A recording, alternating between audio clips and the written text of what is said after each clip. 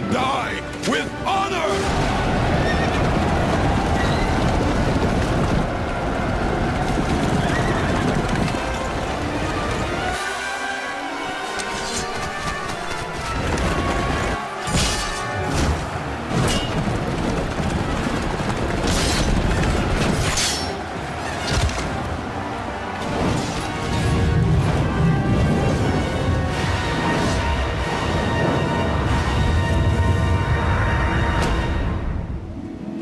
Nobunaga has finally accused the enemy.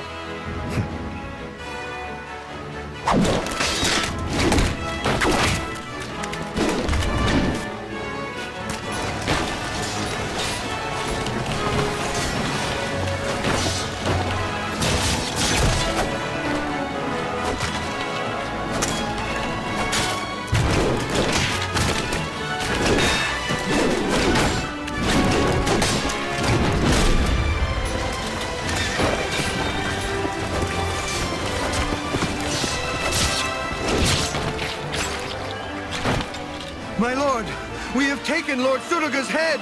Perfect!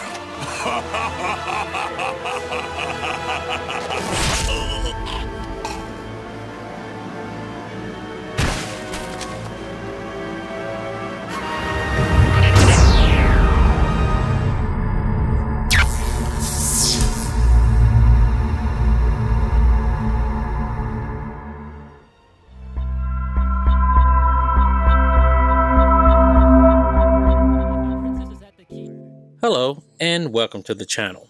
This is Meanpooh, and today we are going to talk about Onimusha Warlords, which was released in Japan as Onimusha on January 25th, 2001. This is an action-adventure game and the first entry of the Onimusha series.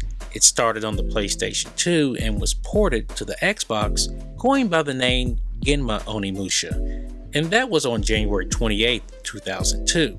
The remaster of which you are seeing here was released on January 15th, 2019.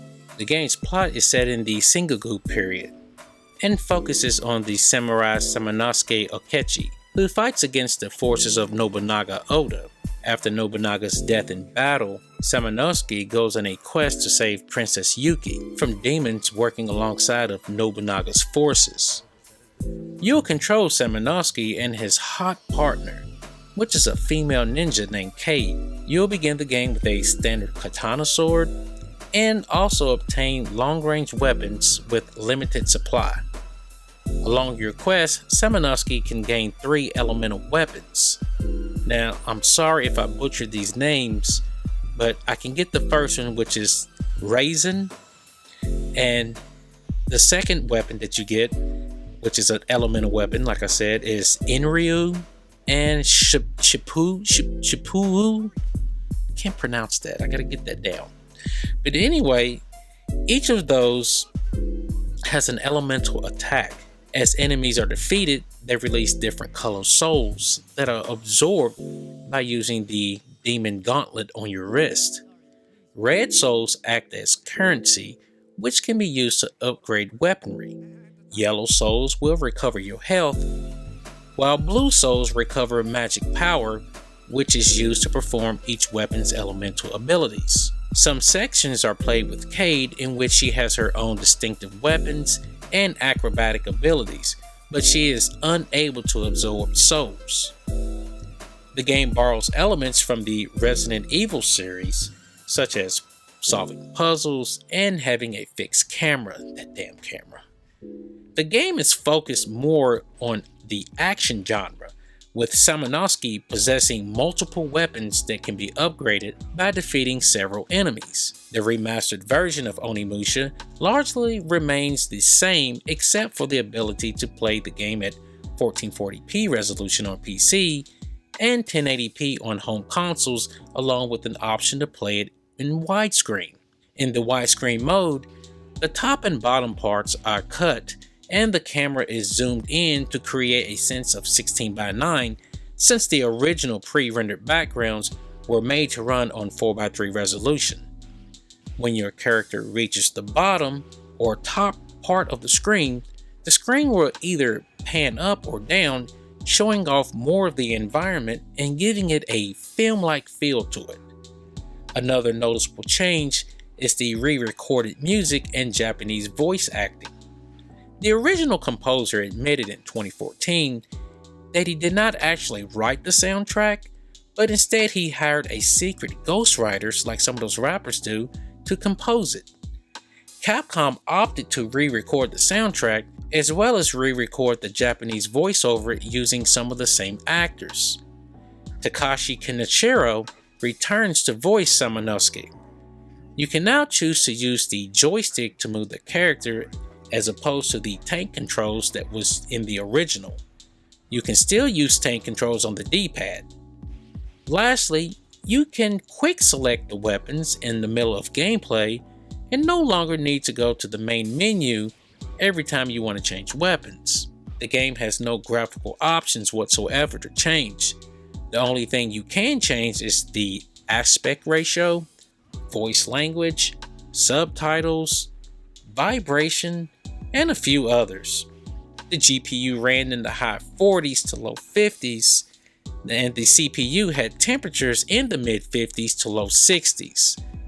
Frame rate was pretty much straight up 60 FPS across the board. This is probably the best game I've ever seen run for a port. Anyway, I really don't have any complaint about the game when I remember it back in the day, but I do like the sounds, such as the slashing of swords, blocking when enemies try to hit you. I do like the sound of that, swords clashing against each other. That sounds pretty cool. The bug sounds that are in almost every anime I've ever watched. Listen to this.